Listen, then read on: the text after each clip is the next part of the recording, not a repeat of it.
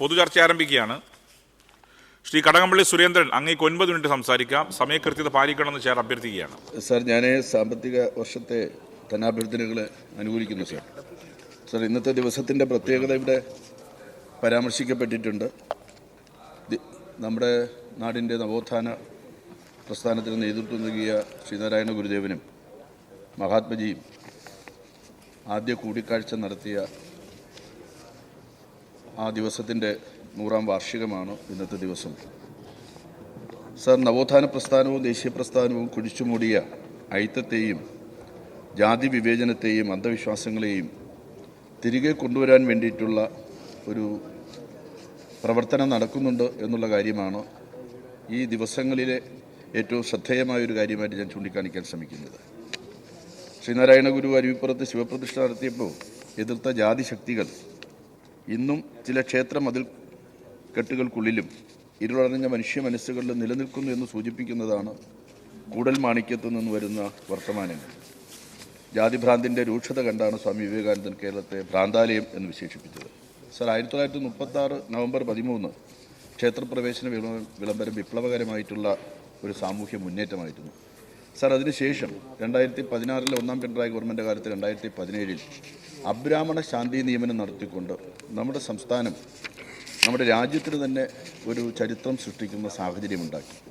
ക്ഷേത്ര ആരാധന നടത്താൻ, ക്ഷേത്രങ്ങളിൽ പൂജ നടത്താൻ അബ്രാഹ്മണരായിട്ടുള്ള എല്ലാവർക്കും അവകാശമുണ്ടെന്ന് സ്ഥാപിക്കുക മാത്രമല്ല ചെയ്തത് സാർ, ആ നിയമനങ്ങളിൽ പട്ടികജാതി പട്ടികവർഗത്തിൽപ്പെട്ടിട്ടുള്ള ആളുകളടക്കം നിയമനം നടത്തിക്കൊണ്ട് അത് നടപ്പിലാക്കാനായിട്ടുള്ള ആർജവം അന്നത്തെ ഗവൺമെൻറ് കാട്ടി. സാർ, ഇപ്പോഴും നമ്മുടെ സംസ്ഥാനത്ത് ഈ കൂടൽ മാണിക്യത്തിലെ തന്ത്രിമാരുടെ താന്ത്രിക വിദ്യകൾ നമ്മുടെ സമൂഹത്തിൽ ഏൽപ്പിക്കുന്നതിന് വേണ്ടിയിട്ടുള്ള പരിശ്രമം നടക്കുന്നു എന്നുള്ളത് ഗൗരവതരമായിട്ടുള്ള കാര്യമാണ്. നമ്മൾ ഒറ്റക്കെട്ടായി, കേരളമാകെ ഒറ്റക്കെട്ടായി ഈ അനീതിക്കെതിരായിട്ടുള്ള അന്യായങ്ങൾക്കെതിരായിട്ടുള്ള പോരാട്ടങ്ങൾക്ക് നേതൃത്വം കൊടുക്കേണ്ട ഒരു സാഹചര്യമാണെന്ന് ഞാൻ ഈ സന്ദർഭത്തിൽ സൂചിപ്പിക്കാൻ ആഗ്രഹിക്കുകയാണ് സാർ.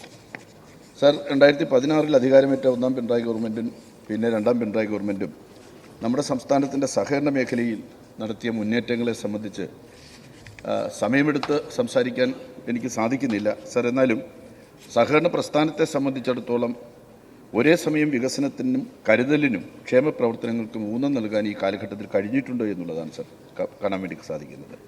ഞാൻ ദീർഘമായിട്ട് പറയുന്നില്ല. ഓഖി, 2 പ്രളയങ്ങൾ, കോവിഡ് മഹാമാരി, ഇതിലെല്ലാം തന്നെ സഹകരണ പ്രസ്ഥാനത്തെ കൂട്ടിയിണക്കി ദുരിതബാധിതരെ സഹായിക്കാൻ നമ്മൾ നടത്തിയ പരിശ്രമം ശ്രദ്ധേയമാണ്.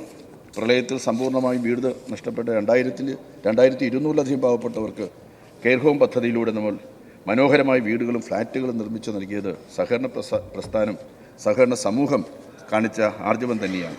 സാർ, 2024 വയനാട്ടിലുണ്ടായ ദുരന്തശേഷവും സഹകരണ മേഖല വളരെ വലിയ സഹായങ്ങളുമായിട്ട് മുന്നോട്ട് വന്നത് ശ്രദ്ധേയമാണ്. ദുരിതബാധിതരുടെ മുഴുവൻ വായ്പകളും കേരള ബാങ്ക് എഴുതിത്തള്ളുന്ന സാഹചര്യമുണ്ടായി. സാർ, സഹകരണ റിസ്ക് ഫണ്ട് പദ്ധതിയിലൂടെയും സഹകരണ അംഗസമാശ്വാസ നിധിയിലൂടെയും ആയിരക്കണക്കിന് ദുരിതബാധിതർക്കാണ് സാർ സഹകരണ മേഖല ഇന്ന് ആശ്വാസം നൽകുന്നത്. കുടിശ്ശിക വായ്പകളുടെ ഒറ്റത്തവണ തീർപ്പാക്കൽ പദ്ധതി പാവപ്പെട്ടവർക്ക് വളരെയേറെ പ്രയോജനകരമാണ് സാർ. സാർ, ഈ കാലയളവിൽ ആഗോളതലത്തിൽ കേരളത്തിലെ സഹകരണ പ്രസ്ഥാനത്തെ അടയാളപ്പെടുത്തുന്ന മികച്ച സഹകരണ ബ്രാൻഡുകളായി മാറാൻ സാർ നമ്മുടെ കേരള ബാങ്കിനും ഊരാളുങ്കൽ ലേബർ കോൺട്രാക്ട് കോപ്പറേറ്റീവ് സൊസൈറ്റിക്കും കഴിഞ്ഞു എന്നുള്ളത് സന്തോഷകരമായിട്ടുള്ള കാര്യമാണ് സാർ. സാർ, നമ്മുടെ നാടിനെക്കുറിച്ചുള്ള ഏറ്റവും മോശം കാഴ്ചപ്പാടായിരുന്നു സാർ കേരളം ഒട്ടും വ്യവസായ സൗഹൃദമല്ല എന്ന ആരോപണം. വ്യവസായങ്ങൾ തുടങ്ങുന്നതിന് മുമ്പുള്ള അടിസ്ഥാന സൗകര്യങ്ങളുടെയും വിഭവങ്ങളുടെയും കുറവ് മാത്രമല്ല, വെള്ളാനകളുടെ നാട് പോലുള്ള വലതുപക്ഷ തൊഴിലാളി വിരുദ്ധ സിനിമകളും ഈ കാഴ്ചപ്പാടിന് ആക്കം പകർന്നതായിട്ട് നമുക്ക് കാണാൻ സാധിക്കും. സാർ, പിണറായി വിജയൻ സർക്കാർ ചരിത്രം മാറ്റിക്കുറിക്കുകയാണ്. കേരളം ഇന്ന് വ്യവസായ സൗഹൃദ സംസ്ഥാനമാണ്. വ്യവസായ സൗഹൃദ റാങ്കിങ്ങിൽ കേരളം ഇന്ന് 1-ാമതാണ്. സാർ, സമീപ ദിവസം കൊച്ചിയിൽ നടന്ന ഇൻവെസ്റ്റ് കേരള ഗ്ലോബൽ സമ്മിറ്റ് 1.25 ലക്ഷം കോടിയുടെ നിക്ഷേപ വാഗ്ദാനം ഉണ്ടായി എന്ന് പറയുമ്പോൾ നമ്മുടെ സംസ്ഥാനത്തെ സംബന്ധിച്ച് നമുക്ക് 2 ഗവൺമെൻറ്റുകളുടെ വ്യാവസായിക മേഖലയുടെ പ്രവർത്തനങ്ങളിൽ തികച്ചും അഭിമാനിക്കാൻ സാധിക്കും സാർ. MSME മേഖലയിൽ ബെസ്റ്റ് പ്രാക്ടീസായി നമ്മുടെ സംരംഭക വർഷം പദ്ധതി ദേശീയ തലത്തിൽ തിരഞ്ഞെടുക്കപ്പെട്ടത് നമുക്കെല്ലാം അഭിമാനിക്കാൻ കഴിയുന്ന കാര്യമാണ് സാർ. ഞാൻ അതിൻ്റെ വിശദാംശങ്ങളിലേക്ക് കടന്നു പോകാൻ വേണ്ടിയിട്ട് ആഗ്രഹിക്കുന്നില്ല സാർ. പുതിയ ലാൻഡ് അലോട്ട്മെൻറ്റ് റൂൾ കൊണ്ടുവന്നു സംസ്ഥാനത്തെ വ്യവസായ സൗഹൃദ അന്തരീക്ഷം സൃഷ്ടിക്കാൻ വേണ്ടിയിട്ട്. വ്യവസായ വാണിജ്യ ഡയറക്ടറിന് കീഴിലുള്ള വ്യവസായ എസ്റ്റേറ്റുകളുടെ ഭൂമി കൈമാറ്റം സാർ. തിരുവനന്തപുരത്ത് യൂണിറ്റി മാൾ നിർമ്മാണം ആരംഭിച്ചു സാർ. തിരുവനന്തപുരത്തെ ടെക്നോ പാർക്കിലും ഇൻഫോ പാർക്കിലും മാത്രമല്ല സാർ, നമ്മുടെ സംസ്ഥാനത്തിൻ്റെ എല്ലാ മേഖലകളിലും ഇപ്പോൾ 300 കോടി രൂപ മുതൽ മുടക്കിൽ കേരളത്തിലെ ആദ്യ ക്രെയിൻ നിർമ്മാണ യൂണിറ്റ് ലീവേജ് ഗ്രൂപ്പ് തൃശ്ശൂരിലാണ് ആരംഭിച്ചത്. IBM കേരളത്തിൽ പ്രവർത്തനം ആരംഭിച്ചു സാർ. ഒരു വർഷത്തിനകത്ത് 2000 പേർക്ക് തൊഴിൽ നൽകുന്ന വലിയ സ്ഥാപനമായിട്ട് അത് വളരുകയാണ്. ലോകത്തിലെ മുൻനിര വാഹന സോഫ്റ്റ്വെയർ നിർമ്മാണ കമ്പനിയായ ആക്സിയ ടെക്നോളജീസ് തിരുവനന്തപുരത്ത് അവിടെ ആഗോള ഹെഡ്ക്വാർട്ടേഴ്സും R&D കേന്ദ്രവും ആരംഭിച്ചു സാർ. UDF സർക്കാരിൻ്റെ കാലത്ത് നിക്ഷേപങ്ങളുടെ സ്ഥിതി എന്തായിരുന്നു എന്നൊന്നും ഞാനിവിടെ വിശദീകരിക്കാൻ വേണ്ടിയിട്ട് ആഗ്രഹിക്കുന്നില്ല സാർ. ഇൻഫോസിസിൻ്റെ കാര്യം മാത്രം സൂചിപ്പിച്ചാൽ 15,000 പേര് ജോലി നൽകുന്ന ഒരു ക്യാമ്പസ് ഇൻഫോസിസിന് തിരുവനന്തപുരത്തുണ്ട്. BS മുഖ്യമന്ത്രിയായിരിക്കുന്ന കാലത്ത് ഇവിടെ ബാംഗ്ലൂർ ഓഫീസ് സന്ദർശിക്കുകയും ഈ ക്യാമ്പസിന് വേണ്ട എല്ലാ സഹായങ്ങളും ഇടതു സർക്കാർ ചെയ്തു കൊടുത്തു. നമ്മുടെ സഹകരണം കണ്ട് 50 ഏക്കർ സ്ഥലത്ത് 10,000 പേർ കൂടി തൊഴിൽ നൽകുന്ന മറ്റൊരു ക്യാമ്പസ് ഇൻഫോസിസ് പ്രഖ്യാപിച്ചിരുന്നു. എന്നാൽ 2011 ഭരണം മാറിയതോടുകൂടി സർ 2015 മെയ്യിൽ ഈ സ്ഥാപനം ഈ തുക മടക്കി വാങ്ങുകയും 10,000 പേർക്ക് ജോലി ലഭിക്കേണ്ട ഈ പദ്ധതിയിൽ നിന്ന് പിന്മാറുകയും ചെയ്തു. ആ നിലയാണ് UDFിൻ്റെ കാലത്ത് വ്യാവസായിക മേഖലയിൽ നിങ്ങൾ സ്വീകരിച്ചിരുന്നത്. സമയ ചുരുക്കം മൂലം അതിനെക്കുറിച്ച് കൂടുതൽ വിശദീകരിക്കാൻ ഞാൻ ശ്രമിക്കുന്നില്ല സാർ. സാർ, വിഴിഞ്ഞം തുറമുഖം ഇന്ന് ചർച്ച ചെയ്യുന്ന ഒരു പ്രധാനപ്പെട്ട കാര്യമാണ് സാർ. നിങ്ങൾ ഈ വിഴിഞ്ഞം തുറമുഖത്തിൻ്റെ കാര്യത്തിൽ 2-3 ഘട്ട വികസന പ്രവർത്തനങ്ങൾക്ക് പാരിസ്ഥിതിക അനുമതി ലഭിച്ചിരിക്കുന്നു എന്നുള്ള സന്തോഷകരമായ കാര്യമുണ്ട്. ആ പദ്ധതി മുടക്കാൻ വേണ്ടിയിട്ട് നിങ്ങൾ നടത്തിയ ശ്രമത്തെ നമുക്ക് കാണാതെ പോകാൻ വേണ്ടി പറ്റില്ല. ദേശീയപാത വികസനം തന്നെ തടയുമെന്ന് പ്രഖ്യാപിക്കുന്ന പ്രതിപക്ഷ നേതാവ് യഥാർത്ഥത്തിൽ വിഴിഞ്ഞം പദ്ധതിയുടെ സന്ദർഭത്തിലും അവിടെ ഉണ്ടായ ഒരു പ്രാദേശിക പ്രശ്നത്തെ ഉപയോഗപ്പെടുത്തി പദ്ധതി നിർത്തിവെക്കണമെന്നാവശ്യപ്പെട്ട ബഹുമാനപ്പെട്ട ആളാണ്. നമ്മുടെ നാടിൻ്റെ വികസന പ്രവർത്തനങ്ങളിലൊന്നും തന്നെ യാതൊരു താല്പര്യവും കാണിക്കുന്നില്ലെന്ന് മാത്രമല്ല, നമ്മുടെ സംസ്ഥാനത്ത് നടക്കുന്ന വികസന പദ്ധതികൾ എങ്ങനെ ഇടങ്കോലിട്ട് ഇല്ലാതാക്കി കളയാമെന്ന് ശ്രമിക്കുകയാണ് സാർ അദ്ദേഹം ചെയ്യുന്നത്. സാർ, 2, 3, 4 ഘട്ടങ്ങളുടെ വികസനത്തിനായി 10,000 കോടി രൂപയുടെ ചിലവാണ് വിഴിഞ്ഞം തുറമുഖത്തിൽ പ്രതീക്ഷിക്കുന്നത്. 2045 തീരേണ്ട പദ്ധതിയുടെ അടുത്ത ഘട്ടം ഒറ്റഘട്ടമായി 2020 തീർക്കുന്നതിന് അദാനി ഗ്രൂപ്പുമായി പ്രത്യേക കരാറുണ്ടാക്കിയ പിണറായി ഗവൺമെൻറ് ഇടപെടൽ എടുത്തു പറയേണ്ടതാണ് സാർ. പ്രവർത്തനം ആരംഭിച്ച ചുരുങ്ങിയ സമയത്തിനുള്ളിൽ 200-ലധികം കപ്പലുകളാണ് ജെയ്ഡ് സർവീസിൽ ഉൾപ്പെട്ട ഏക ഇന്ത്യൻ പോർട്ടായി വിഴിഞ്ഞം മാറിയിട്ടുണ്ട് സാർ. കൊളംബോ തുറമുഖം പോലും ജെയ്ഡ് സർവീസിൻ്റെ ഭാഗമല്ല എന്ന് ഓർക്കണം. ലോകത്തിലെ ഏറ്റവും വലിയ കണ്ടെയ്നർ ഷിപ്പായ ഇരീന ക്ലാസ് ഷിപ്പുകൾ ഈ സർവീസിലാണുള്ളത്. ഫെബ്രുവരി മാസത്തിൽ കൈകാര്യം ചെയ്ത ചരക്കിൻ്റെ അളവിൽ ഇന്ത്യയിലെ തെക്കിഴക്കൻ മേഖലകളിലെ 15 തുറമുഖങ്ങളിൽ 1-ാം സ്ഥാനത്തെത്തിയിരിക്കുകയാണ് വിഴിഞ്ഞം തുറമുഖം സാർ. ആ തുറമുഖത്തെയാണ് നിസ്സാര കാരണങ്ങൾ ചൂണ്ടിക്കാട്ടി അത് പ്രവർത്തിപ്പിക്കാൻ വേണ്ടി അനുവദിക്കില്ല എന്നുള്ള കാര്യം പ്രതിപക്ഷ നേതാവ് പറഞ്ഞതെന്ന് ഓർക്കുമ്പോൾ സത്യത്തിൽ നിങ്ങൾക്ക് ഈ സംസ്ഥാനത്തിൻ്റെ വികസന പ്രവർത്തനങ്ങളോട് എന്തു താല്പര്യമാണുള്ളതെന്ന് അറിയാതെ ചോദിച്ചു പോകും. വിൻസെൻ്റ് നോക്കിയിട്ടൊന്നും കാര്യമില്ല, നിങ്ങൾ ചെയ്ത കാര്യമാണ്. അന്നവിടെ പോലീസ് സ്റ്റേഷൻ ആക്രമിച്ചതും പോലീസുകാരെ ആക്രമിച്ചതും അതിൻ്റെ ഭാഗമായിട്ടൊരു വെടിവെയ്പ്പ് നടത്താൻ നിങ്ങൾ ആഗ്രഹിച്ചതും അങ്ങനെ വെടിവെക്കുകയാണെങ്കിൽ ഒരു 2ാം വിമോചന സമരത്തിൻ്റെ കാഹളമൂതാം എന്നെല്ലാം നിങ്ങൾ മോഹിച്ചതും എല്ലാം തന്നെ മറന്നുകൊണ്ട് നിൽക്കാൻ സാധിക്കാത്തതുകൊണ്ട് ഞാൻ പറഞ്ഞു എന്നുള്ളത് മാത്രമേ ഉള്ളൂ. വിഴിഞ്ഞത്തിനുണ്ടാകുന്ന ആ പുരോഗതി യഥാർത്ഥത്തിൽ നിങ്ങൾ കാണുന്നില്ലേ സാർ? വിഴിഞ്ഞം തുറമുഖത്തിന് വേണ്ടി നമ്മുടെ സംസ്ഥാനത്ത് ഏറ്റവും വലിയ പോരാട്ടം നടത്തിയ പ്രസ്ഥാനം ഇടതുപക്ഷ ജനാധിപത്യ പ്രസ്ഥാനമാണ് സാർ.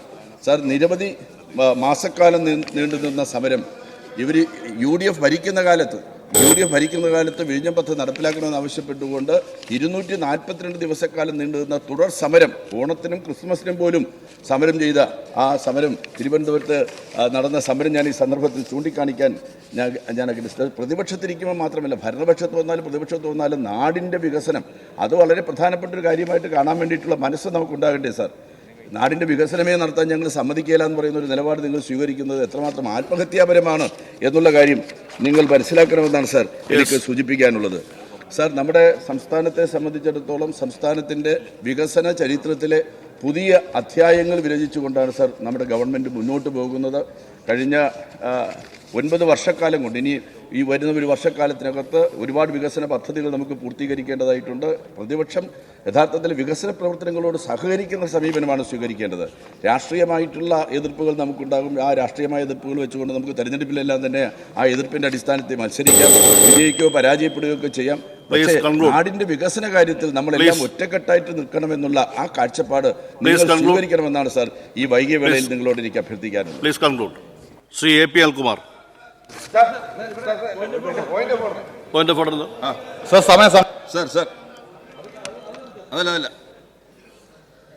വിഴിഞ്ഞം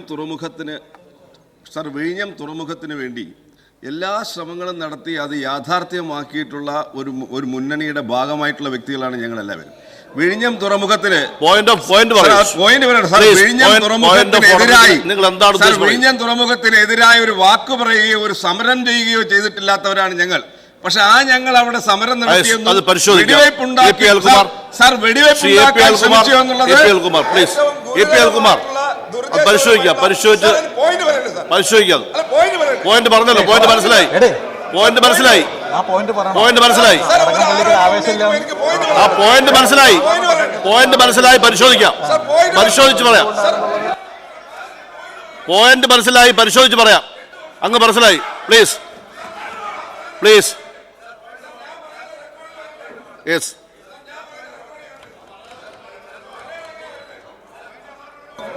മൈക്കോട്ടെ സാർ അവിടെ വെടിവയ്പ് ഉണ്ടാക്കാൻ ശ്രമിച്ചു എന്നുള്ളത് വളരെ ഗുരുതരമായിട്ടുള്ള അടിസ്ഥാനരഹിതമായിട്ടുള്ള ആരോപണമാണ്. അത് രേഖയിൽ ഉണ്ടാവാൻ പാടില്ല. സെക്രട്ടേറിയറ്റിൽ അംഗമാവാത്തതിന് ഞങ്ങളുടെ പുറത്ത് പറയാനുള്ളത്. അങ്ങ് പറഞ്ഞാൽ കാര്യം പരിശോധിക്കാം.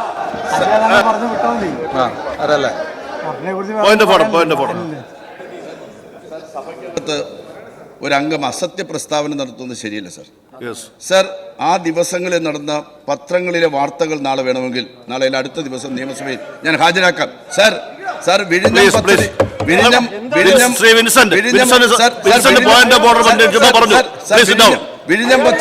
വിഴിഞ്ഞം പദ്ധതി നിർത്തിവെക്കണമെന്ന് ആവശ്യപ്പെട്ടുകൊണ്ട് അവിടെ നടന്ന പ്രാദേശിക സമരപ്പന്തൽ സന്ദർശിക്കുകയും ആ സമരപ്പന്തലിലെത്തി വിഴിഞ്ഞം പദ്ധതി നിർത്തിവെക്കണമെന്ന് ആവശ്യപ്പെടുകയും അതിന്റെ ഭാഗമായി നടന്ന പോലീസ് ആക്രമണ കേസിൽ പങ്കാളികളാകുകയും ചെയ്ത ആളുകളാണ് സാർ.